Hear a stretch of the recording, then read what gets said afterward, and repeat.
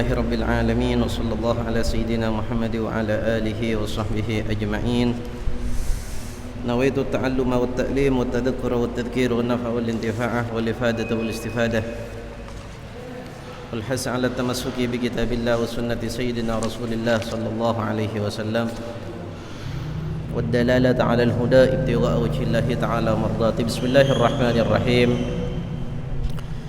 Sekarang kita memasuki bab syurut wujubi zakatin naqdain, syarat-syarat wajibnya zakat emas dan perak. Syarat-syarat wajibnya zakat emas dan perak. Emas dan perak adalah sesuatu yang mempunyai hukum tersendiri, salah satunya adalah zakat. Dan yang kedua, adanya emas dan perak, hukum yang berkaitan dengannya adalah riba. Selain zakat juga riba. Cuma sekarang kita membahas tentang zakat. An-naqdain, emas dan perak, kalau di zaman dahulu seperti yang pernah saya jelaskan, itu dijadikan alat untuk transaksi, dijadikan uang, dinar dan dirham. Dinar adalah uang yang terbuat dari emas, sementara dirham itu adalah uang yang terbuat dari perak. Jadi ulama beda pendapat tentang alasan kenapa emas dan perak ini kok wajib zakat. Alasan yang pertama, wajib zakat karena adanya emas dan perak tersebut menjadi alat untuk transaksi, artinya bisa dijadikan alat untuk menarik kebutuhan kita sehari-hari. Jadi itu dinamakan alat transaksi. Yang kedua, ada sebagian ulama yang kedua mengatakan bahwa adanya an-naqdain, emas dan perak tersebut wajib untuk dizakati bukan karena sebagai alat transaksi, memang karena ad-datnya yang berharga, ad-datnya yang berharga. Jadi disitulah salah satu alasan kenapa emas dan perak tersebut itu wajib untuk dikeluarkan zakat. Hanya saja entah mengambil pendapat ulama yang mengatakan adanya an-naqdain wajibnya zakat karena bisa dijadikan alat transaksi, atau karena bendanya memang berharga, tapi ini tidak bisa dikiaskan pada yang lain, hanya khusus pada an-naqdain. Bahkan seandainya ada benda yang lebih mahal daripada emas dan perak, berlian, mutiara, atau apapun yang lebih mahal dari emas dan perak, itu tidak wajib untuk dikeluarkan zakat. Jadi ini dua tidak bisa dikiaskan dari segi ad-datnya yang berharga. Cuma ulama muasirin mengatakan bahwasanya ada yang bisa dikiaskan dengan an-naqdain, emas dan perak. Apa? Uang zaman sekarang itu jadi alat transaksi dan itu punya kekuatan, punya pengaruh seperti pengaruhnya emas dan perak. Makanya ulama mengatakan hukum yang ada dalam an-naqdain, emas dan perak zaman sekarang ini berlaku hukumnya pada uang yang kita gunakan untuk transaksi sehari-hari. Dari segi hukum wajib zakatnya, dari segi hukum ribanya itu juga sama. Terus di sini kita jelaskan syurut wujubi zakatin naqdain wa huma adz-dzahab wal fiddatu salasatun. Persyaratan wajibnya zakat emas dan perak. Begitu juga uang al-awraqun naqdiyah, uang-uang yang berharga, uang-uang yang bisa dijadikan alat transaksi yang berlaku sekarang. Jadi ada uang di zaman dahulu itu dipakai untuk transaksi, tapi sekarang ad-daulah ad-daulah battalat amalah. Negara mengatakan uang ini sudah tidak berlaku lagi. Seperti uang-uang zaman dahulu yang berupa kertas itu sekarang sudah tidak berlaku lagi. Jadi itu sudah tidak dihitung uang kalau di zaman sekarang. Jadi syarat wajibnya zakat itu ada tiga. Ada tiga syarat. Syarat yang pertama al-haul, harus 1 tahun. Harus 1 tahun.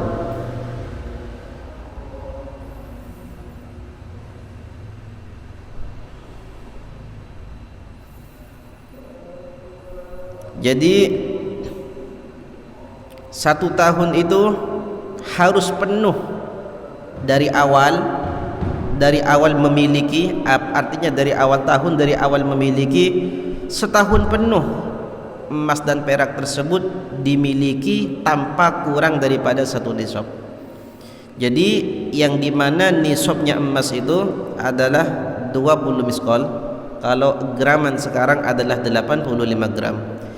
Dari awal memiliki, dia sudah nyampe 1 nisab 85 gram. Misalnya sekarang akhir bulan Ramadan, dia memiliki emas 85 gram atau lebih. Jadi selama setahun 85 gram itu tidak bergerak sama sekali. 85 gram tidak bergerak sama sekali, tidak berkurang sama sekali selama setahun, nyampe ke hari yang seperti sekarang ini, 1 tahun pas, itu baru wajib untuk dikeluarkan zakat. Setahun penuh tanpa kurang.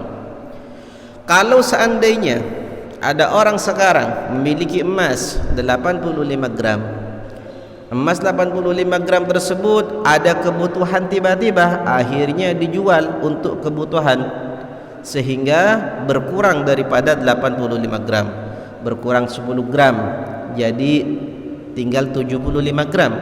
Setelah 3 bulan tinggal 75 gram karena dipakai untuk kebutuhan. Di bulan yang kelima ada rezeki lagi, dia beli emas lagi, nyampe lagi 85 gram. Ada kebutuhan lagi, dia jual lagi jadi 70 gram. Punya rezeki lagi, dia beli lagi. Terus sampai setahun begitu terus. Apakah setelah setahun wajib untuk dikeluarkan zakat apa tidak? Jawabannya tidak. Kenapa? Karena nyampenya 1 nisab dalam setahun itu terputus-putus. Jadi 1 nisab dari awal tahun sampai akhir tahun itu harus nyambung. Itu pendapat madhabnya Imam, pendapat yang muktamad dalam madhabnya Imam Syafi'i. Jadi dari awal tahun sampai akhir tahun itu semuanya dihitung. Seperti itu. Jadi kalau semisalnya sekarang kita punya emas 100 gram, nanti di bulan Maulid kita jual 50 gram. Di bulan Maulidnya kita jual 50 gram. Maka sejak berkurangnya emas dari 1 nisab, sejak itulah setahun itu terputus. Kalau seandainya dia beli lagi di bulan Rajab, maka tahun tersebut dimulai dari belinya yang baru. Seperti itu. Itu emas. Cuma ada beberapa hal, orang ini punya emas, tidak nyampe setahun emas itu hilang, tidak ada di tangan kita. Cuma tahun masih dihitung dari awal. Kapan itu? Ada beberapa permasalahan. Yang pertama, orang sekarang ini punya emas. Orang sekarang ini punya emas 100 gram. Kemudian setelah 6 bulan emas itu dipinjam sama orang, dihutang sama orang.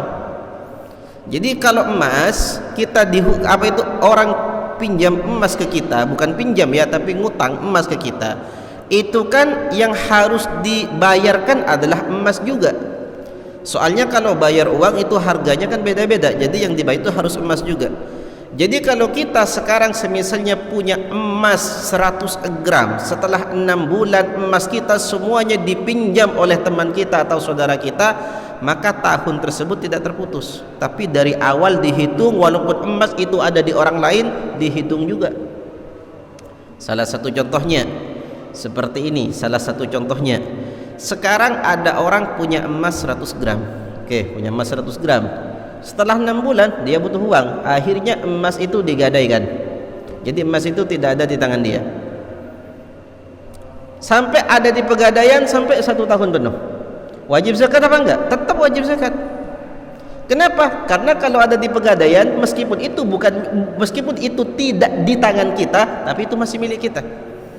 Jadi tetap tahun itu berjalan. Permasalahan yang kedua, ketika dihutang. Semisalnya kita punya emas 100 gram, ada saudara kita butuh, emas kita dihutang sama saudara kita, 6 bulan emas kita dihutang. Terus setelah 6 bulan berjalan 7 bulan, 8 bulan, sampai 12 bulan emas kita itu masih dihutang sama saudara kita. Perlu diketahui bahwasanya dari awal kita memiliki emas 1 nisab atau lebih, lalu dihutang, itu tahunnya tetap berjalan. Setelah 12 bulan dari awal dia memiliki, setelah 12 bulan wajib dia mengeluarkan zakat. Loh, kok bisa? Itu kan emas sudah tidak ada di tangan kita lagi. Iya, bisa. Kenapa? Karena uang yang kita miliki atau harta yang kita miliki, meskipun itu ada pada orang lain, kewajiban zakat itu masih tetap ada.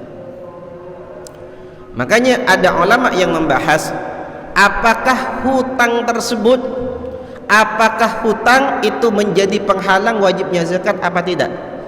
Jawabannya tidak. Tidak pada siapa? Pada orang yang punya hutang atau pada orang yang menghutangkan? Kedua-duanya sama-sama wajib untuk mengeluarkan zakat, wajib untuk dizakati. Kalau orang yang punya hutang, salah satu contoh, ada orang sekarang ngutang emas. Dia ngutang emas berapa? Dia ngutang emas 85 gram atau 100 gram dia ngutang emas. Belum dibayar sampai 1 tahun, tapi emasnya ada sama dia. 1 tahun emas itu dihutang, nggak dibayar. Nyampe 1 tahun ada sama dia, wajib untuk dikeluarkan zakat. Kenapa kok wajib? Karena ketika kita ngutang itu jadi milik kita sudah. Ketika jadi milik kita, terus hutang kita gimana? Itu tanggung jawab yang lain. Jadi emas yang kita miliki itu wajib zakat, hutang itu adalah tanggung jawab kita. Kenapa? Karena hutang kita tersebut wajib kita bayar, cuma tidak wajib dari emas yang kita miliki. Dari apapun yang penting wajib untuk kita bayar. Makanya ad-dain la yamna'u wujub zakah. Hutang itu tidak mencegah wajibnya zakat. Jadi tetap wajib untuk dikeluarkan zakat. Oh, ini kan belum bayar, ini kan hutang. Meskipun ngutang, meskipun belum bayar, itu tapi milik kamu sudah, meskipun itu kamu ngutang. Seperti itu. Faham ya? Kalau uang kita ada sama orang lain, nah, seperti emas kita, apa kita wajib zakat? Kalau wajib zakat itu tetap wajib zakat. Cuma apakah wajib kita mengeluarkan sekarang? Apa nunggu ketika harta kita dibayar? Apa nunggu kita ngeluarin zakatnya setelah harta kita kembali ke tangan kita? Jawabannya itu khilaf antara para ulama. Kalau seandainya kita punya harta emas 100 gram dipinjam sama orang, dihutang sama orang, kalau seandainya sudah nyampe 1 tahun, kita wajib untuk mengeluarkan zakat. Kewajiban zakat itu berhubungan dengan emas yang kita miliki yang dihutang sama orang lain. Cuma permasalahannya sekarang, apakah wajib mengeluarkan sekarang zakatnya, apa nunggu setelah emas itu kembali pada kita? Itu khilaf antara para ulama. Ada sebagian ulama yang mengatakan, ada sebagian ulama yang mendekat dari pendapat yang muktamad, kalau orang itu punya uang di tangannya, maka wajib dia itu untuk mengeluarkan zakat sekarang juga, meskipun hartanya tidak ada di tangannya. Wajib mengeluarkan zakatnya sekarang juga kalau dia punya uang. Kalau dia tidak punya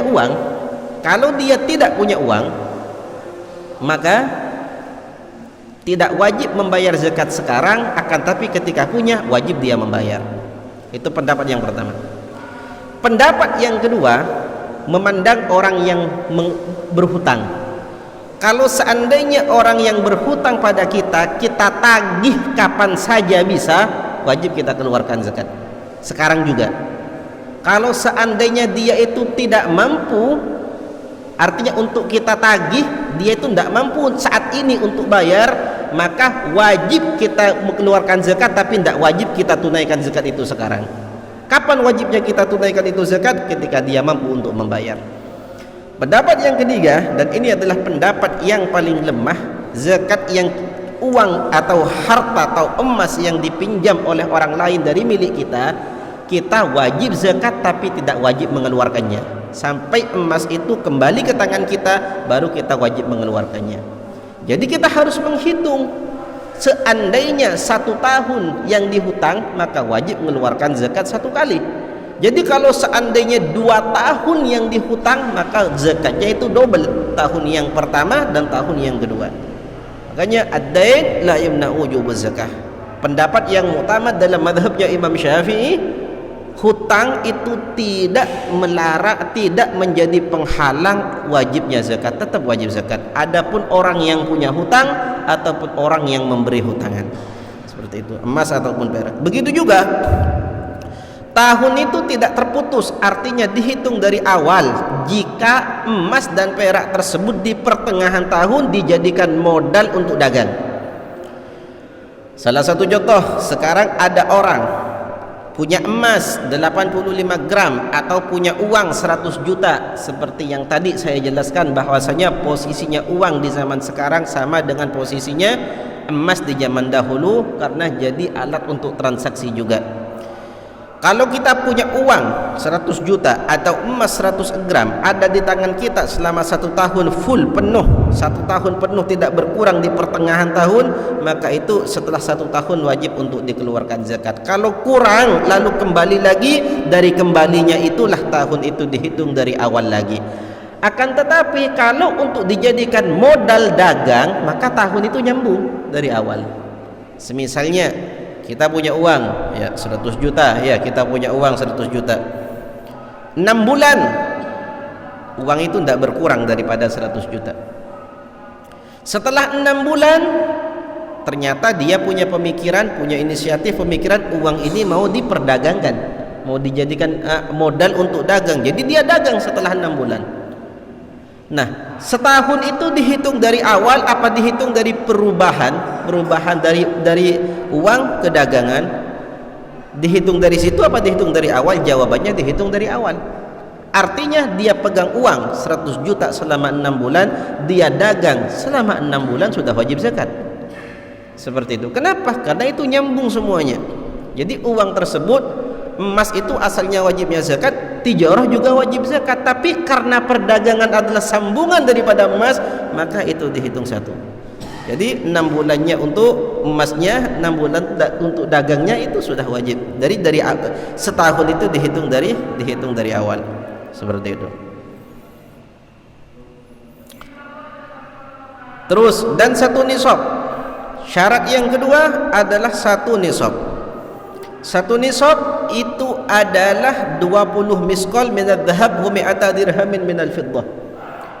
20 miskal atau 20 dinar dari emas. Itu kalau timbangan zaman dulu.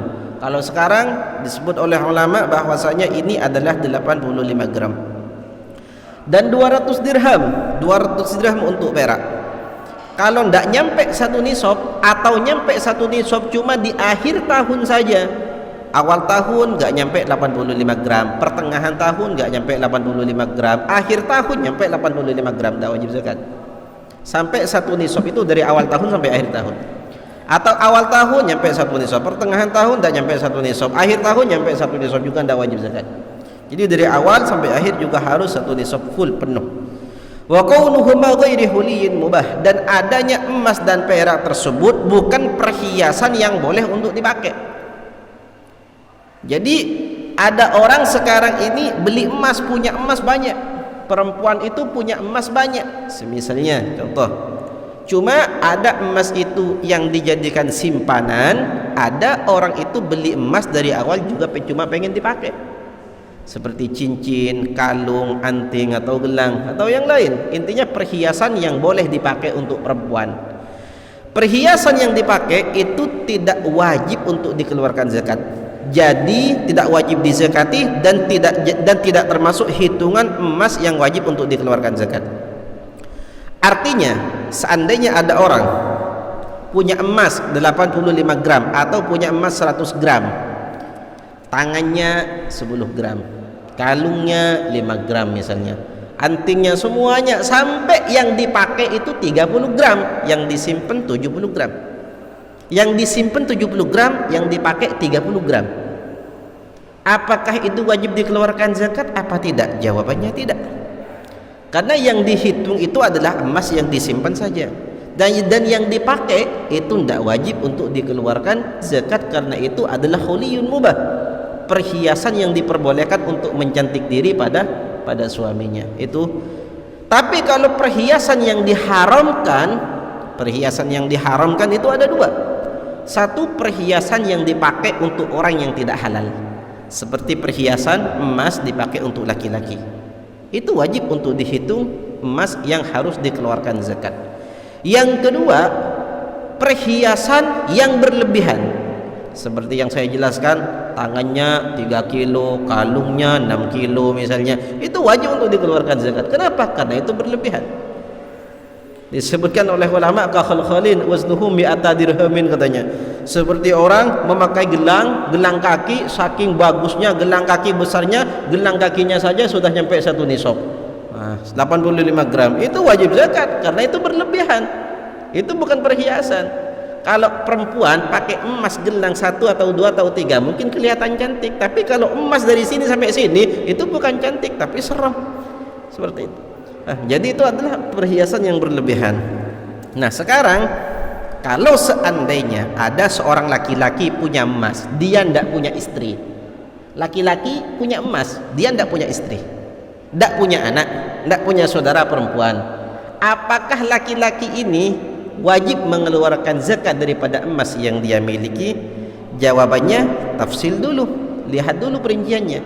Kalau seandainya laki-laki itu beli emas, gelang, kalung atau cincin, niatnya untuk disewakan pada perempuan, disewakan pada perempuan, itu kan jadi perhiasan yang diperbolehkan. Maka dari segi hukum emasnya itu tidak wajib zakat. Dari segi sewaannya, uang yang dia hasilkan dari menyewakan emas yang dia miliki, kalau akhir tahun nyampe 1 nisab, maka hukumnya itu wajib untuk dikeluarkan zakat. Seperti itu. Begitu juga termasuk yang diharamkan daripada emas dan perak adalah emas dan perak yang dijadikan wadah. Seperti ada orang punya wadah itu disebutkan oleh ulama bahwasanya yang dinamakan wadah dalam istilah fikih, bukan istilahnya kita, tapi istilah fikih adalah sesuatu yang punya tempat untuk udara, kekosongan untuk udara, atau sesuatu yang dijadikan alat untuk memindahkan barang. Seperti jarum itu masuk dalam wadah. Jadi haram, tidak boleh kita bikin jarum dari emas. Atau alat celak, kalau zaman dulu mirwat itu alat celak, kalau kecuali hajat, kalau hajat itu baru diperbolehkan. Kalau zaman dahulu kalau orang matanya sakit, sebagian tabib itu bilang mata kamu ini harus pakai celak dan alatnya itu, jarum celaknya itu harus dibuat dari emas. Itu boleh, nggak apa-apa. Nah, itu nggak wajib zakat selama itu dibutuhkan. Tapi kalau sudah sembuh, wajib itu dihancurkan atau wajib dijual. Seperti itu. Tapi kalau untuk wadah ini tidak hanya laki-laki yang haram, perempuan pun juga haram. Memakai gelas emas, memakai piring dari emas, memakai ceret dari emas, memakai jarum dari emas, sendok dari emas, pisau dari emas, itu haram semuanya. Laki-laki ataupun perempuan itu hukumnya sama-sama haram. Seperti itu. Makanya kalau ada barang atau benda yang terbuat daripada emas, maka itu hukumnya wajib, tetap wajib untuk dikeluarkan zakat. Tuh, sekarang zakatul muasyarah. Lanjut tanya jawab. Apa mau dilanjutkan? Tanya jawab dulu. Ayo silahkan. Bismillah. Ada yang mau ditanyakan? Silahkan. Oke. Kubah yang dilapis emas untuk masjid.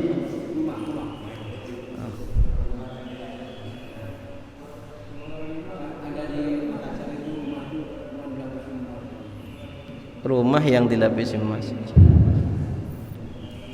Rumah yang dilapisi emas, ya. Rumah yang dilapisi emas. Bukan cat berwarna emas, itu beda. Ya. Kalau masjid dilapisi emas. Masjid dilapisi emas. Seperti hiasan seperti ini disemprot dengan lapisan emas, maka itu hukumnya khilaf ulama. Ada yang mengatakan itu tidak boleh karena itu israf, lebih baik digunakan untuk yang lebih afdol, dan ulama yang mengatakan itu boleh, cuma itu makruh. Kenapa? Karena merepotkan orang yang sholat. Ini untuk masjid ya. Soalnya kalau masjid ini di sini ada emas, orang yang sholat itu emas semua ya gitu. Jadi nggak khusyuk. Tapi kalau rumah itu hukumnya nggak boleh, haram. Karena israf berlebihan dan kasru qulubil fuqara, dan akan membuat hatinya orang-orang fakir itu pecah. Sayangnya emas dibuat itu. Orang-orang fakir miskin itu kan seperti itu nantinya. Itu hikmahnya zaman dahulu. Apalagi kubah ceret wadah dilapisi emas. wadah dilapisi emas. Hukumnya gimana? Kata ulama, disebutkan dalam kitab-kitab fikih, kalau seandainya kita panggang di api, emasnya masih netes, bisa diambil tetesan emas itu hukumnya haram. Kalau seandainya sangat tipis, sekiranya kalau dipanggang tidak ada tetesan emas sama sekali saking tipisnya, maka itu boleh. Itu kalau wadah. Tapi kalau rumah kubahnya dilapisi emas, itu nggak mungkin tidak netes, itu berarti sangat banyak. Itu hukumnya haram. Paham ya? Nggak diperbolehkan, tidak ada. Hah? Singkatnya tersebut, kalau itu hukumnya haram. Kalau haram itu berarti wajib untuk dikeluarkan zakat. Seperti itu. Haram. Paham ya? Terus ada yang lain? Apapun yang diharamkan itu wajib untuk dikeluarkan zakat. Untuk kenapa? Iya, memang ada itu. Memang ada seperti itu. Itu harus dihitung. Walaupun dilapisi emas, karena itu haram kalau untuk rumah. Kalau masjid masih ada yang memperbolehkan. Ka'bah masih ada yang memperbolehkan, tapi kalau rumah tidak ada sama sekali. Itu israf, itu hukumnya. Jadi kalau sekiranya menghasilkan, itu harus, kalau sekiranya menghasilkan berapa-berapanya itu harus dihitung dan harus dizakati tiap di akhir tahun. Jadi ada permasalahan dan ada contoh rumah wajib zakat. Apanya? Emasnya. Paham? Paham ya? Iya. Ada yang lain? Silakan.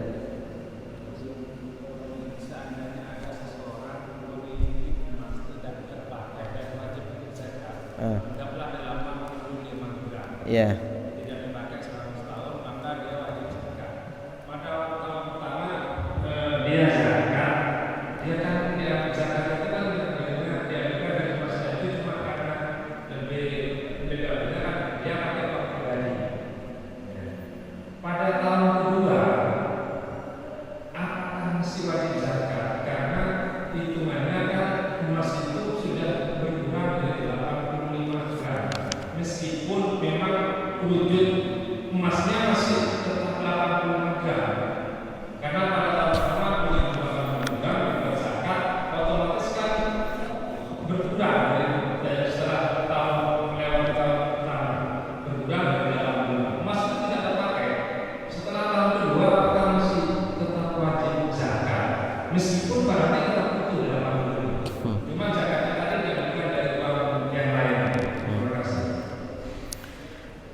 Jawabannya tetap wajib untuk dikeluarkan zakat. Kenapa? Karena adat emasnya itu tidak berkurang. Sama halnya dengan orang punya onta 5. Ketika dia punya onta 5, yang wajib dikeluarkan zakat berapa? 1 kambing. Tidak ngambil daripada ontanya, tapi ngambil 1 kambing untuk dikeluarkan zakat. Ternyata tahun yang kedua ini masih 5, wajib lagi 1 kambing.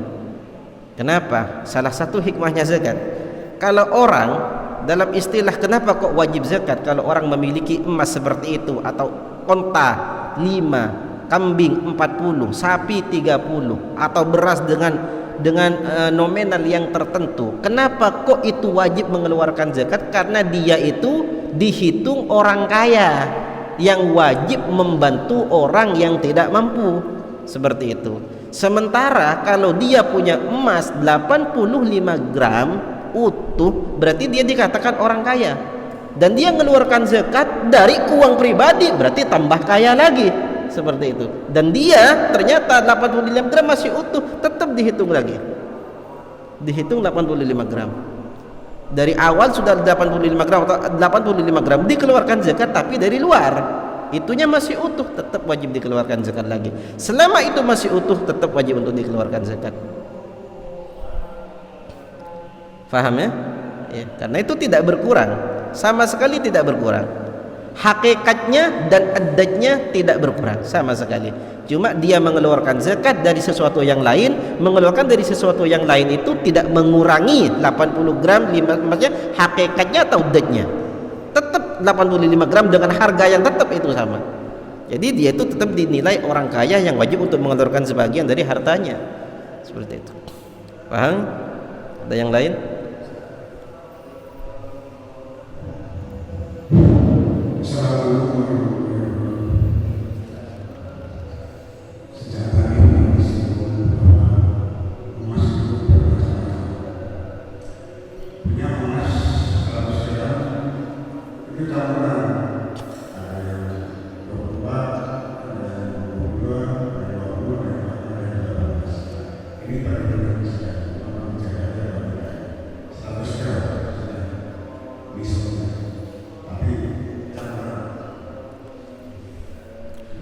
Artinya yang dimaksud campuran semuanya emas, cuma tingkatannya beda-beda.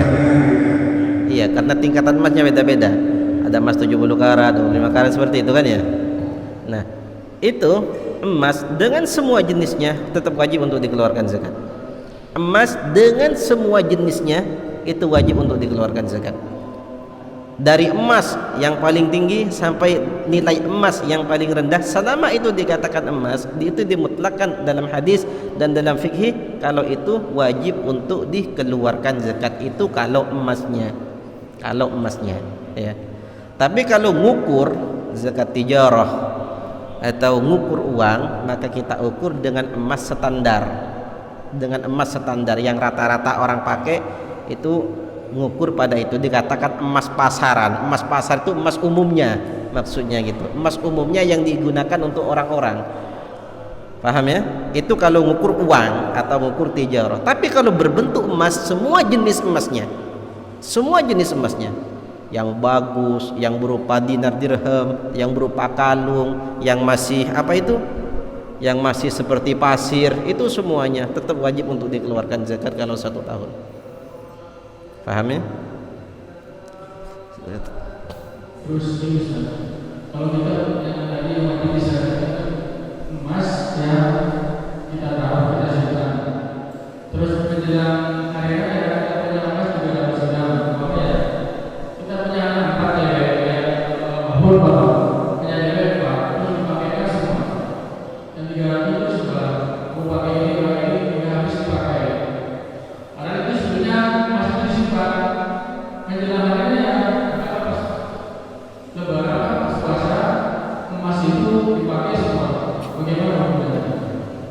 Ya, ini permasalahan yang memang juga sempat dibahas itu oleh ulama dalam kitab fikih. Kalau orang itu punya emas, niatnya cuma disimpan. Niatnya itu disimpan sudah. Itu emas itu dari perhiasan jadi simpanan atau simpanan jadi perhiasan, itu tergantung daripada niatnya.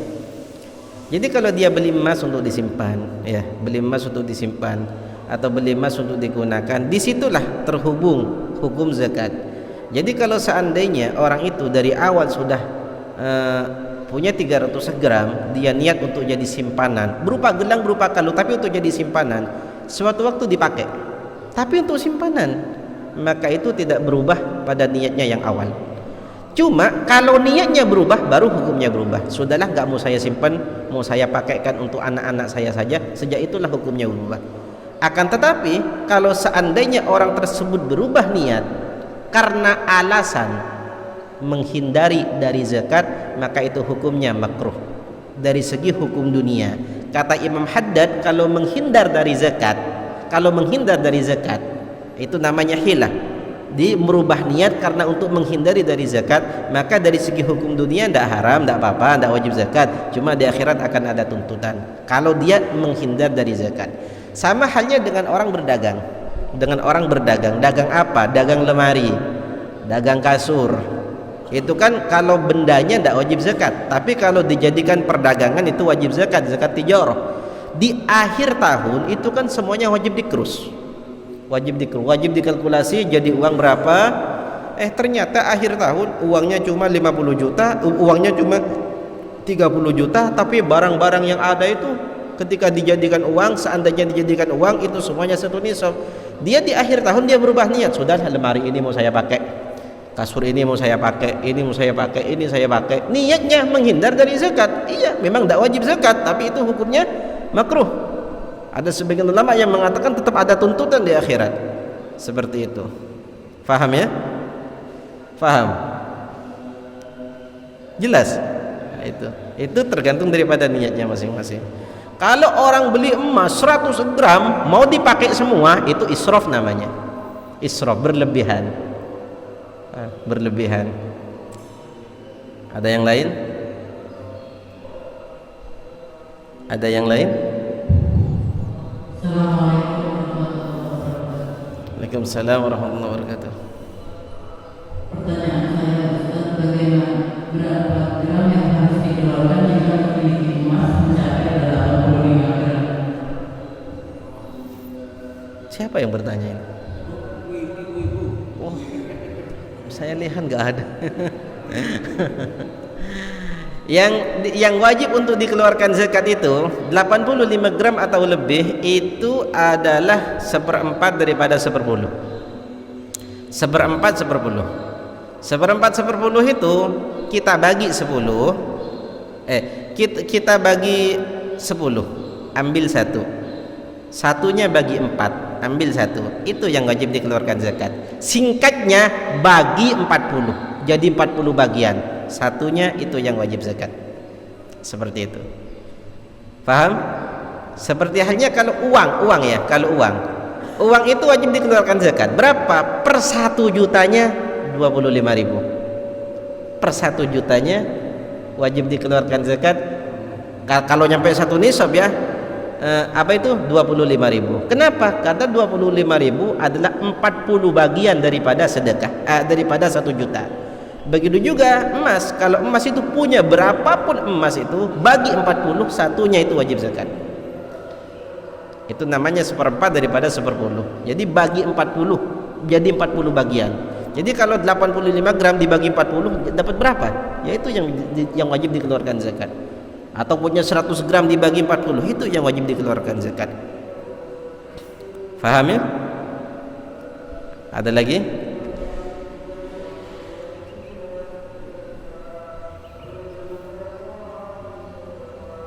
Pertanyaan kedua, Ustaz, bagaimana jika seseorang punya hutang namun orang yang memberi pinjam ikan beli? Bisa diulangi? Bagaimana jika seseorang mempunyai hutang namun orang yang memberi pinjaman tersebut meninggal? Membayarnya. Jadi kita punya hutang sama orang, ya, kita punya hutang sama orang. Cuma orang itu meninggal. Gimana hukumnya? Tetap wajib kita bayar pada ahli warisnya. Siapapun ahli warisnya, entah itu istrinya atau itu anaknya, kita tetap wajib bayar. Kita tetap wajib bayar. Cuma dia itu, atau kita putar saja sebaliknya. Kita punya uang sama orang, itu tetap harta kita, tapi itu dipinjam orang. Kita meninggal, milik siapa itu harta? Milik ahli waris kita. Ahli waris itu banyak. Anaknya ahli waris, istrinya ahli waris, orang tuanya termasuk dari pewaris juga. Itu kalau masih ada, kalau ada semua. Yang sekarang yang jadi permasalahan itu bukan yang meminjamkan uang yang punya hutang, tapi bukan yang meminjamkan yang meninggal, tapi yang pinjam yang meninggal. Nah, ini jadi permasalahan. Kita punya hutang, orang punya hutang, dia meninggal. Bagaimana hukumnya itu? Hukumnya itu bagaimana? Maka disunnahkan bagi keturunannya untuk memindahkan hutang padanya. Sudah, hutang bapak saya tanggung. Atau dia bilang, siapapun yang merasa bapak saya punya hutang itu berhubungan dengan saya, maka orang yang sudah meninggal tersebut, jika ada yang sudah bertanggung jawab, dia orang yang meninggal dikatakan lepas daripada hutang. Dalam hadisnya Nabi Muhammad SAW disebutkan, al janazah marhunatun bidaini, ay mahbusatun an maqamihil karim. Setiap orang-orang yang meninggal itu digadaikan dengan hutangnya. Apa maksudnya? Mahbusatun an maqamihil karim, andai dia punya pahala besar, punya ibadah besar, tapi kalau dia meninggal dalam keadaan punya hutang dan tidak ada yang bertanggung jawab, maka kedudukan pahalanya ini tidak akan sampai, digantung gara-gara hutangnya. Kalau orang yang hidup ada yang bertanggung jawab, maka akan disampaikan oleh Allah Subhanahu wa taala itu pahala padanya. Itu kalau orang yang punya hutang yang meninggal, jadi keturunannya itu disunahkan untuk bertanggung jawab. Paham ya? Ada yang lain?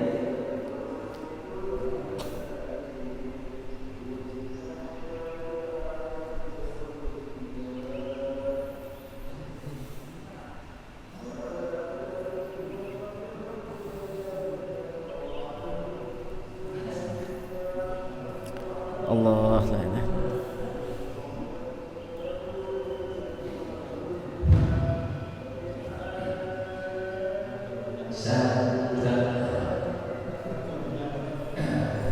Menyambung kita punya emas, orang punya emas, coba pertama cara bentuknya bagaimana? Yang berupa bagaimana? Yang berupa bagaimana? Apakah sama? Pun harganya beda. Satu. Yang kedua, misalkan orang punya emas di sudah 90 gram, itu kan sudah wajib bayar. Nah, yang harus dibayar ini, apakah sejumlah 90 gram itu, apakah lebihnya, apakah berapa persennya? Ulangi lagi yang kedua. Yang kedua itu cara membayar itu gimana? Misalkan orang punya emas di shopnya sudah mencapai 90 gram. Cara membayarnya itu yang 5%, apakah sebesar 90% cara membayarnya? Cara mengeluarkannya, cara untuk bayarnya. Ya. Terus yang ketiga, pertanyaan kemarin, masalah zakat fitrah. Ada pertanyaan yang terjawab. Zakat fitrah itu, kalau bagi orang yang miskin itu kan wajib juga mengeluarkan zakat karena dia sudah dewasa juga. Bolehkah mengeluarkan zakat fitrah untuk diri sendiri? Nah. Terus yang keempat,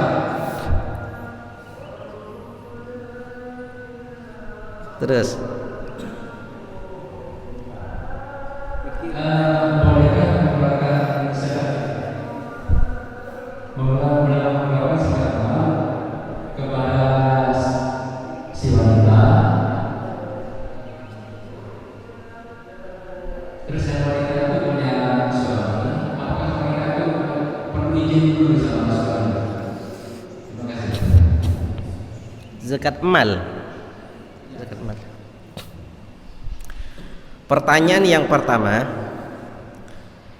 perbandingan dari ulama adalah seandainya ada orang punya padi, panen padi, beras itu pun juga bermacam-macam. Ada beras tingkatan yang bagus, ada beras tingkatan yang standar, ada beras tingkatan yang paling jelek. Dia itu panen itu beras dengan 3 macam. Cara mengeluarkan zakat itu dari mana? Dari yang paling bagus, apa yang tengah, apa yang paling buruk? Seperti itu. Disebutkan oleh ulama, kalau seandainya dia itu bisa ngambil satu persatu daripada macam-macamnya yang ada, maka wajib itu ngambil. Kenapa? Karena yang jelek bisa dia keluarkan zakat, yang jelek dikeluarkan zakat dengan yang jelek juga, yang tengah juga dengan yang tengah juga, yang paling bagus juga dengan yang paling bagus. Kalau seandainya yang lebih bagus dibayarkan zakat dengan tingkatan yang tengah, itu tidak boleh. Tapi kalau yang jelek dibayarkan dengan tingkatan yang tengah, itu boleh. Intinya yang lebih bagus dikeluarkan zakat dari yang buruk, itu tidak boleh, tapi yang buruk dikeluarkan dari zakat yang lebih bagus itu hukumnya boleh. Ala kulli hal, ketika orang itu punya emas bermacam-macam jenisnya, kalau dia itu bisa ngambil 40% dari tiap-tiap macamnya emas, maka wajib. Ini bagi 40 berapa, ini bagi 40 berapa. Intinya apa itu? 40 bagi 40, satu dari bagian yang 40 itu yang wajib untuk dikeluarkan zakat. Kira-kira yang ini faham? Yang pertama faham? Hah? Belum. Sekarang ini ada orang punya emas berapa macam? 3 macam, ya. Anggap dulu 3 macam. Ini emas yang paling bagus, ini emas yang standar, ini emas yang paling jelek. Harganya itu beda-beda. Cara kita mengeluarkan zakat itu, apa zakat dikeluarkan dari emas yang jelek, apa di pertengahan standar, apa dari emas yang paling bagus? Itu kan pertanyaannya. Wajib kita keluarkan yang bagus, dikeluarkan dari yang bagus, yang standar dikeluarkan dari yang standar, yang jelek dikeluarkan dari yang jelek. Artinya apa? Sebenarnya semuanya ini yang 90 gram ini atau 100 gram ini, semua itu wajib dibagi jadi 40 bagian, dan satu itu yang wajib dikeluarkan zakat. Seperti itu kan tadi penjelasannya. Cuma sekarang karena berbeda-beda, mau dijadikan 40 bagian gimana caranya? Gampang. Ini intinya sudah nyampe satu nisab. Ini jadikan yang paling bagus, kita jadikan 40 bagian, ambil satu untuk zakat. Yang tingkat standar jadikan 40 bagian, ambil satu untuk zakat. Yang paling jelek dijadikan 40 bagian, ambil satu untuk zakat. Terus pengalinya apakah sesuai harga emas itu? Kenapa? Harganya sekian, di bawahnya harganya sekian. Apakah pengalinya sesuai harga itu? Artinya kita itu mau bayar uangnya. Jadi kita itu mau bayar uang zakatnya. Iya, sesuai harga masing-masing. Sesuai harga masing-masing. Cuma kalau seandainya sudah saya mau bayar yang pertengahan saja, boleh bayar yang pertengahan, tapi untuk yang ini dan untuk yang jelek. Tapi untuk yang bagus nggak boleh. Nggak boleh mengeluarkan zakat dari yang bagus dikeluarkan dari yang lebih buruk, itu nggak boleh. Tapi yang lebih buruk dikeluarkan dari yang bagus, itu hukumnya boleh. Paham ya? Itu pertanyaan yang pertama. Pertanyaan yang kedua, masalah emas itu berapa yang harus dikeluarkan? Misalnya 90 gram tadi. Itu yang dikeluarkan, barusan sudah dijawab, bagi 40 bagian. Satu itu wajib zakat. Kita namanya rub'ul ushri, 1/4 daripada 1/10. Pertanyaan yang ketiga, apakah orang fakir atau orang miskin yang dimana itu ada tuntutan wajib kalau zakat fitrah bagi dia untuk mengeluarkan zakatnya? Nah, dia itu cuma punya beras 3 kilo, nggak ada lagi, 3 kilo sudah. Jadi ingin mengeluarkan zakat, ketika dikeluarkan pada orang, dia tidak punya apa-apa. Sudahlah, saya mau zakat fitrah dan ingin saya zakatkan pada saya sendiri. Itu hukumnya tidak ada zakat fitrah yang dikeluarkan untuk dirinya sendiri. Terus gimana solusinya? Kalau dikeluarkan pada orang kita lapar? Bukan gitu. Orang itu yang wajib untuk mengeluarkan zakat fitrah apabila dia itu punya lebih daripada nafkahnya sendiri, nafkah anak istrinya di hari lebaran sampai malamnya. Misalnya lebaran hari Sabtu sampai malam minggunya, cukup untuk nafkahnya dia, cukup untuk nafkahnya anak istrinya, cukup untuk baju yang layak bagi ukuran orang yang seperti itu di hari lebaran. Dia punya tempat yang layak untuk dia, baru lebihnya dari itu dia wajib mengeluarkan zakat fitrah. Tapi kalau dia tempatnya sudah nggak punya, paham? Dia punya 3 kilo cukup untuk nafkah, pada dia sudah tidak wajib untuk mengeluarkan zakat fitrah. Hanya saja seandainya ada orang fakir, orang miskin, dia mendapatkan zakat fitrah dari orang-orang sampai banyak yang dia dapat daripada beras atau uang menurut sebagian ulama, dan itu lebih dari kecukupan untuk nafkah hari lebaran sampai malamnya, lebihnya itu kita keluarkan, wajib dikeluarkan untuk zakat fitrah. Faham ya? Nah, kalau kita ingin zakat pada seorang perempuan, kita ingin zakat sama seorang perempuan, apakah harus dengan minta izin dulu dia sama suaminya untuk menerima? Itu tafsil. Beda pendapat itu tafsir, bukan beda pendapat tapi diperinci. Kalau suaminya, kalau perempuan termasuk dari mustahikin itu orang yang berhak untuk menerima zakat. Salah satunya suaminya tidak mencukupinya, karena suaminya juga fakir, suaminya juga miskin, suaminya tidak mencukupinya, maka dia mengatasnamakan fakir, boleh dia menerima zakat meskipun tanpa izin suaminya. Tapi kalau suaminya sudah mencukupinya, mencukupi semua kebutuhannya, maka dia tidak boleh, karena bukan mustahikin, bukan orang yang berhak untuk menerima zakat. Itu kalau mengatasnamakan fakir miskin. Tapi kalau mengatasnamakan lain, seperti perempuan itu punya hutang, dan hutangnya tersebut untuk sesuatu yang bagus. Dia hutang misalnya untuk berobat, dia sakit, dia punya hutang untuk berobat, dan suaminya tidak mampu memenuhi pengobatannya. Semisalnya suaminya nggak mampu memenuhi pengobatannya, tapi untuk nafkahnya dia mampu, pengobatannya nggak, sehingga perempuan itu harus ngutang untuk berobat. Salah satu contohnya seperti itu, baru dia boleh menerima zakat meskipun tanpa izin suaminya untuk membantu bayar hutangnya. Faham ya? Ada yang lain?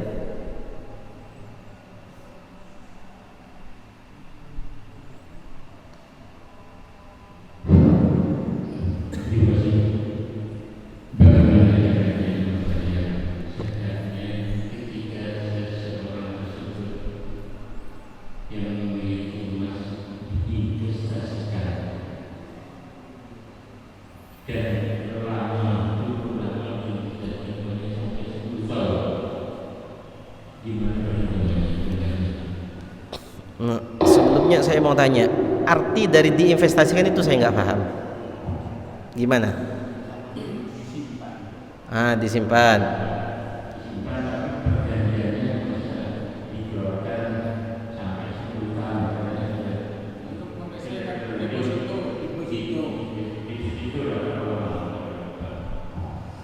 Jadi itu nggak berkembang emas itu. Ya, maksudnya tidak berkembang, tidak bertambah emas itu. Bertambah ya. Nah, jadi itu termasuk dari harta yang berkembang, seperti itu ya. Jadi kalau masalah yang seperti ini tetap wajib untuk dikeluarkan zakat. Seperti yang tadi saya bilang, kalau orang itu sudah punya emas 85 gram atau 1 nisab atau lebih, adapun emas itu masih di tangan kita, ataupun dipinjam orang, ataupun kita titipkan ke pegadaian, tetap itu wajib untuk dikeluarkan zakat, karena itu milik kita. Bahkan seandainya dihutang oleh orang, tetap wajib untuk dikeluarkan zakat. Tadi kan sudah dijelaskan itu. Jadi meskipun 10 tahun, tetap wajib untuk dikeluarkan zakat.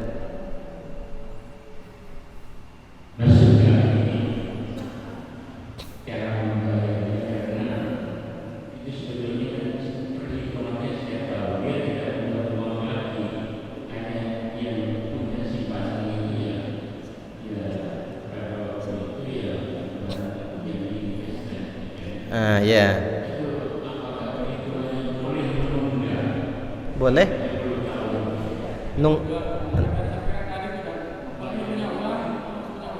Oh ya.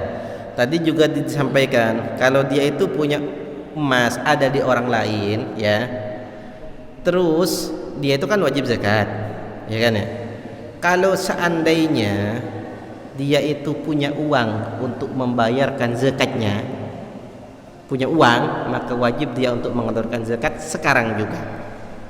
Tapi kalau seandainya uang ada, dia punya emas ada di orang, tidak bisa dia ngambil untuk bayar zakat, tapi nunggu 5 tahun, nunggu 10 tahun, tiap tahunnya nggak bisa bayar zakat karena tidak punya pegangan uang untuk bayar zakat, maka hukumnya gimana? Per tahun tetap wajib zakat, cuma wajib mengeluarkannya itu setelah dia mampu untuk mengambil emas itu. Seperti itu. Jadi boleh untuk nunggak gitu. Iya, gitu. Boleh. Karena itu ada yang dikatakan wajibnya zakat, waktu wajibnya zakat. Ada waktu kapan wajib mengeluarkan zakat. Itu beda. Wajibnya zakat kalau sampai satu nisab 1 tahun wajib zakat. Kapan wajib dikeluarkan itu zakat? Nah seperti itu kan, ada kapan? Kalau zakat fitrah pada wajib per orang itu wajib untuk mengeluarkan zakat fitrah. Kapan zakat fitrah itu wajib untuk dikeluarkan? Ketika orang itu mencapai sebagian dari bulan Ramadan, sebagian dari bulan Syawal. Artinya malam Lebaran wajib bagi dia untuk mengeluarkan zakat. Dari awal Ramadan wajib nggak orang ini ngeluarin zakat fitrah? Ya wajib. Kapan wajib mengeluarkannya? Nah, kan gitu kan? Beda. Ketika malam Lebaran itu sudah wajib mengeluarkan. Tapi boleh seandainya dikeluarkan dari awal Ramadan atau pertengahan Ramadan atau akhir-akhir Ramadan itu boleh. Tapi wajibnya itu adalah ketika malam Lebaran. Karena itu mencapai sebagian waktu dari bulan Ramadan dan waktu dari bulan Syawal. Karena zakat itu wajib bisababain. Zakat itu wajib karena 2 sebab. 1 sebab Ramadan, 2 sebab bulan Syawal. Jadi ketika terkumpul 2 itu sudah wajib untuk mengeluarkannya. Cuma seandainya orang itu ingin mendahulukan di bulan Ramadan dia bayar, maka hukumnya boleh. Makanya disebut oleh ulama ketika ada satu kewajiban, yang kewajiban ini dikarenakan oleh 2 sebab, 1 saja ada, itu sudah boleh untuk dilaksanakan. Paham? Ada yang lain? Mungkin bahasa yang bikin orang agak sulit itu bahasa 40 bagiannya itu mungkin kalau diganti 2,5% mungkin lebih dapat dicerna. Karena yang ada di benak orang-orang itu kata sekian dibagi 40 bagian itu kalau itu 2,5%. Ya, soalnya gini, kenapa saya nggak bilang 2,5%? Karena tidak semua orang yang memilih emas itu pas 85 gram. Seperti itu. Kalau orang itu semuanya memiliki emas pas 85 gram, maka pembagiannya ya sudah, yang wajib dikeluarkan zakat 2,5%. Kalau emasnya 100 gram, kalau emasnya 150 gram, kan gitu. Makanya saya nggak bilang 2,5%. Kalau saya bilang 2, nanti dikira 100 gram juga 2,5%. Makanya kalau seandainya punya 100 gram kan bisa dihitung sendiri, dibagi 40. Nah baru itu berapa persen. Seperti itu. Wa ma zada fa bihi sabihi, kata Allah. Sesuatu yang tambah, sesuatu yang lebih juga ada hitungannya. Seperti itu. Ya memang kalau 85 gram nisabnya, maka yang wajib dikeluarkan zakat 2,5%. Itu kalau pas 85 gram. Kalau pas, kalau lebih kan gitu. Juga wajib untuk dikeluarkan zakat. Hatta 100 gram. Jadi 100 gram juga wajib dibagi 40. Itu kan juga bukan 2,5% lagi. Seperti itu. Makanya tidak langsung saya cantumkan 2,5%.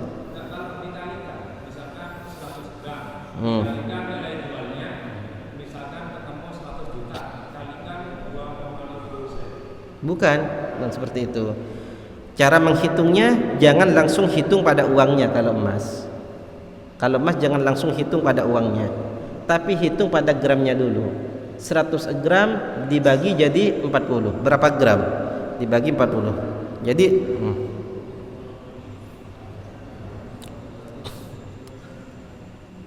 100 gram dibagi 40 dapat ada berapa? Hah? 2,5 ya? 2,5. Nah 2,5 itu berapa uang? Itu yang dikeluarkan gitu. Jadi emasnya dulu yang dihitung. Jangan langsung uangnya, tapi emasnya dulu yang dihitung. Seperti itu.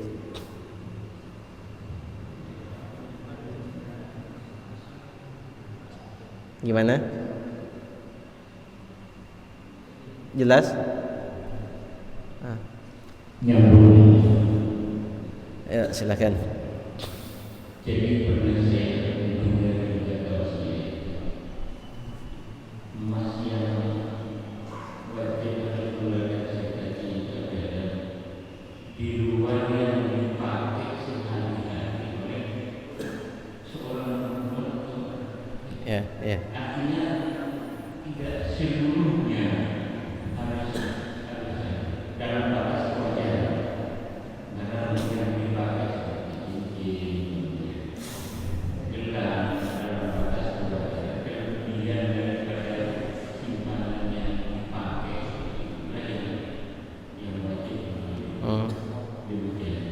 Iya, betul memang.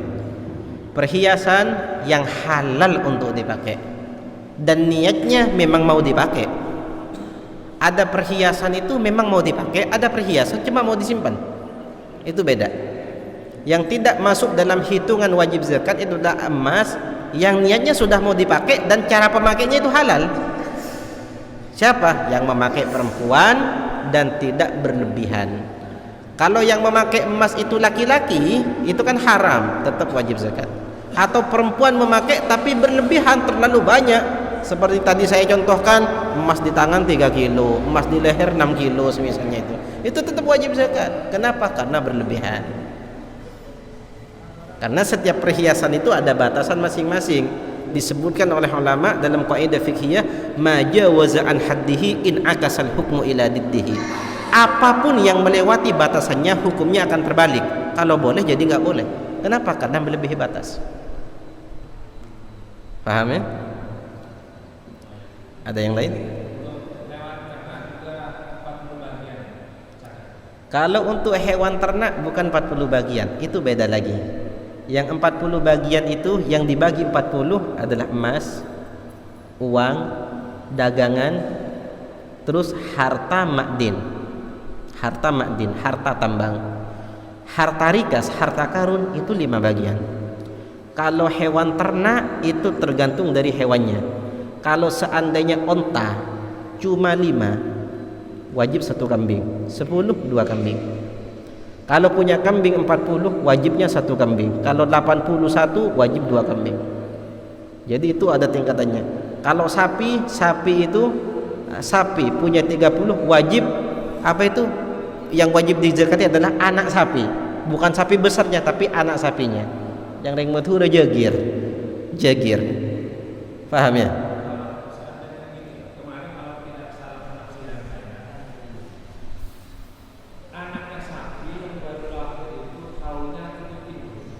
Kenapa? Anaknya sapi yang baru lahir itu kaulnya ikut induk, kalau tidak salah. Oh, iya. Nah, seandainya begini, ada seseorang punya 30 sapi, sebelum 1 tahun meninggal 10, tinggal 20.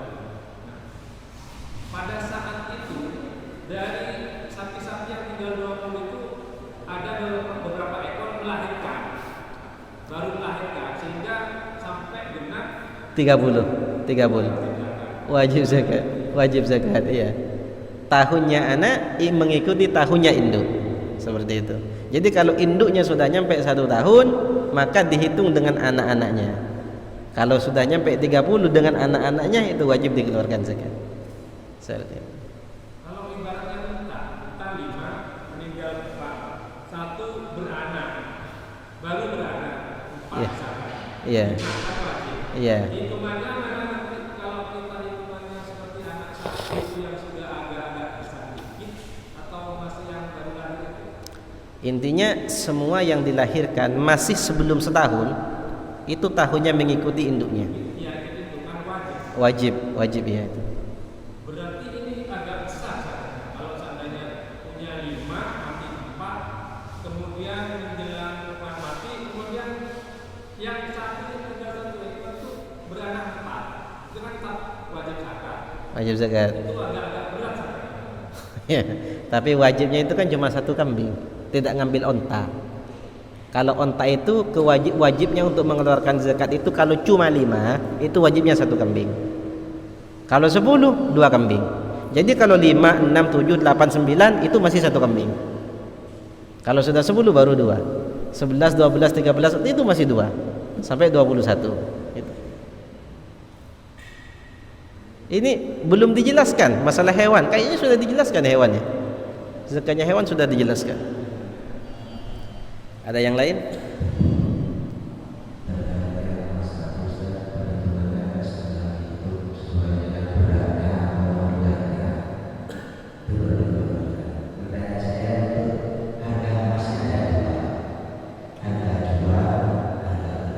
Ya. Ikut zakat, ikut harga jual. Karena kita yang memiliki zakat. Iya, karena kita itu semuanya ikut harga jual. Kalau semisalnya kalau zakat kita yang punya emas, zakat emas ikut harga jual. Harga jual ketika kita yang menjual. Tapi kalau dia pedagang, maka juga ikut harga jual ketika dia yang menjual. Itu kan ngekrusnya itu kan ada dua macam. Ada ngekrus harga emas, kita yang memiliki emas. Dihargakan berapa? Dihargakan ketika kita menjual.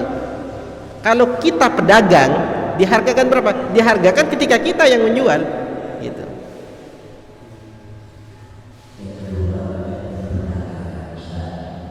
Kenapa?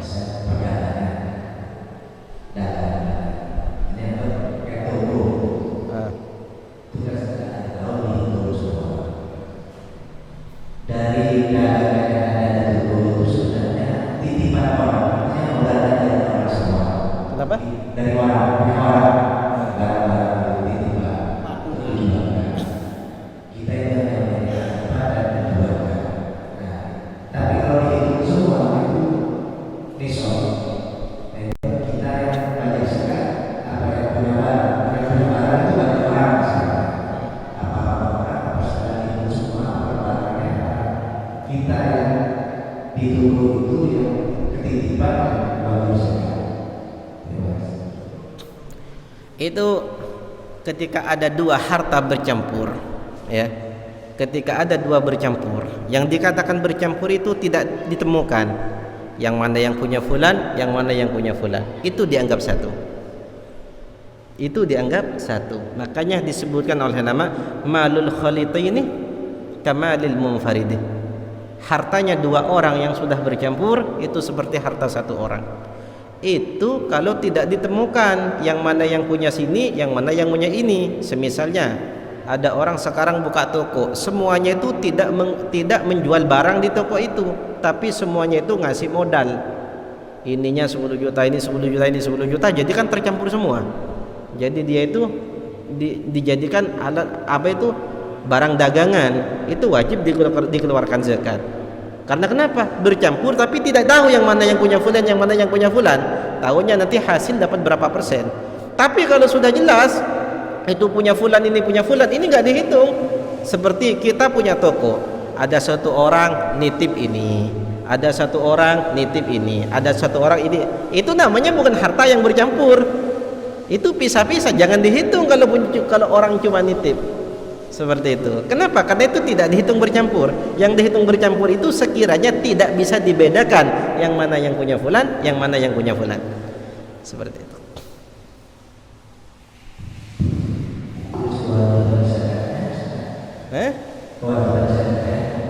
Kewajiban zakatnya sekaligus. Terus. Nah, cuma ini, ya, cuma ini. Kewajiban zakatnya itu semuanya itu dianggap satu. Hanya saja kalau orang itu modalnya nominalnya sama, maka kewajiban zakatnya pun juga sama. Kalau nominalnya tidak sama, salah satu contoh, sekarang ada orang sekarang ini punya toko, dua orang ya, bisnis satu toko, satu modalnya 40 juta, satu lagi modalnya 20 juta. Satu 40 juta modalnya, satu 40 juta. Ternyata di akhir tahun uangnya itu dikalkulasi dapat 90 juta. Seperti itu kan? Paham ya? Berarti otomatis itu cara pembagian hasilnya juga sama. Yang 10 juta hasil dari orang yang modalnya 20 juta, dan yang 20 juta itu hasil bagi orang yang modalnya 30 juta. Jadi ketika dikeluarkan zakat yang dimana 40 juta adalah 2 kali lipat daripada yang 20, maka zakatnya tersebut itu persennya juga tidak sama. Misalnya kita wajib mengeluarkan zakat berapa? Oh, kita wajib mengeluarkan zakat 3 juta yang kita zakat, maka 1 jutanya wajib dikeluarkan dari yang memiliki ini, 2 jutanya wajib dikeluarkan dari yang memiliki modal yang lebih besar. Itu kalau tidak sama modalnya. Berarti yang punya barang, bukan yang mengelola toko. Bukan, itu kan cuma pekerja gitu. Jadi dia tidak memiliki, yang memiliki barang itu yang wajib untuk mengeluarkan zakat. Kalau cuma yang memiliki toko itu kan cuma wadah. Wadah itu tidak termasuk hitungan, apalagi dia cuma pekerja. Bahkan yang punya tempat saja, kalau dia tidak punya, yang dia dagangkan bukan milik dia, dia cuma pekerja, cuma tempatnya yang milik dia, itu juga tidak wajib keluar zakat dari dagangan tersebut. Yang kedua, ketika seseorang punya usaha, modalnya itu adalah berasal dari pinjam utang. Apakah itu sudah dianggap miliknya uang yang pinjam utang?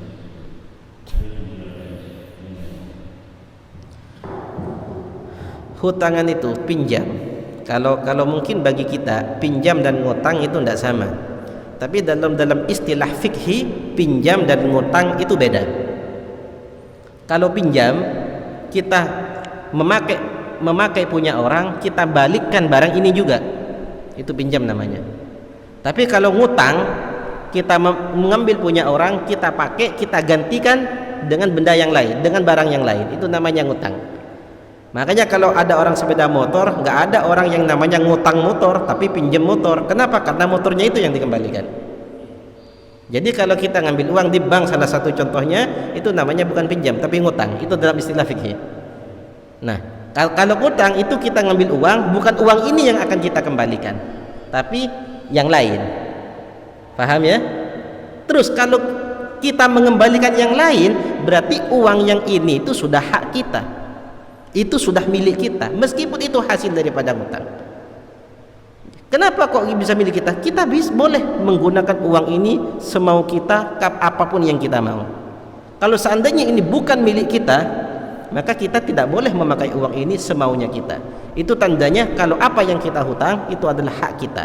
Jadi kalau seandainya dibuat dagang, itu tetap wajib untuk dikeluarkan zakat. Tapi kalau pinjam, itu bukan zakat, itu tidak wajib zakat. Kenapa? Karena dia nggak berhak untuk memakai dia, untuk menggunakan barang ini seenaknya.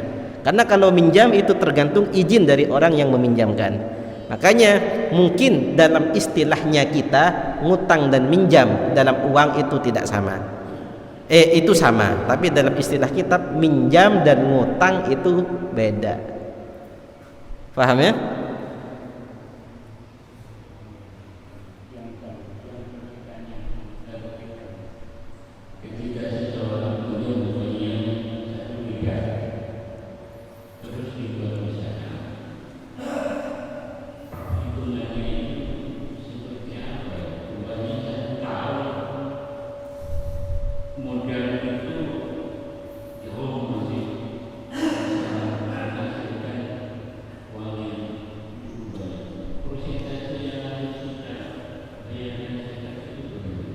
Dihitung semua modal dan hasilnya. Modalnya dihitung, hasilnya juga dihitung. Karena dalam bisnis tijarah perdagangan itu yang dihitung bukan hanya hasilnya saja, tapi modal dan hasilnya semuanya dihitung dan wajib untuk dikeluarkan zakat. Seperti itu. Bukan hanya hasilnya saja, tapi sama modalnya juga dihitung. Kenapa?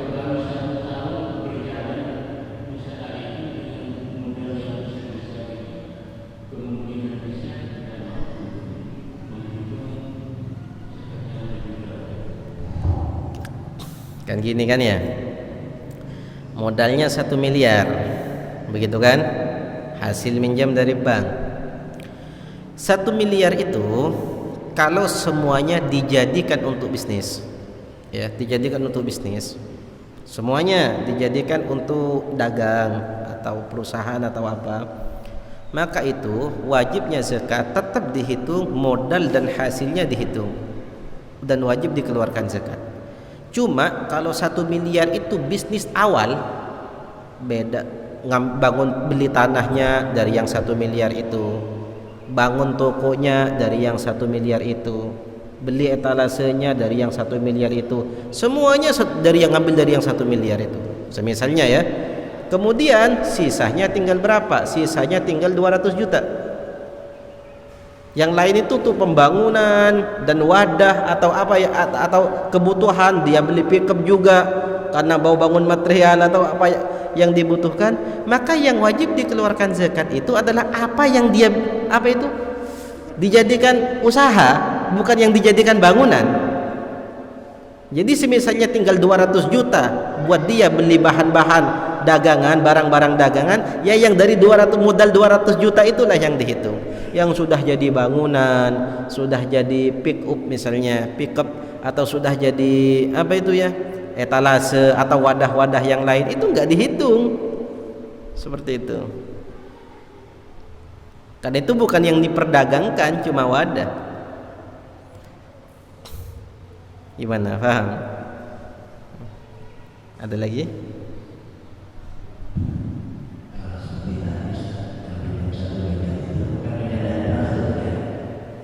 Pinjamnya 1 miliar, dia kembalikan bank 1 miliar karena ada bunganya.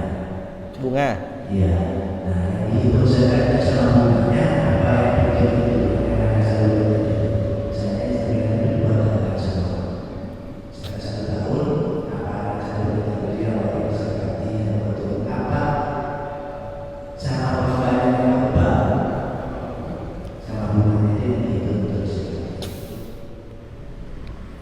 Intinya bunga itu kan termasuk seperti yang kita tahu, pinjam dengan bunga itu kan hukumnya riba. Itu kita sudah tahu.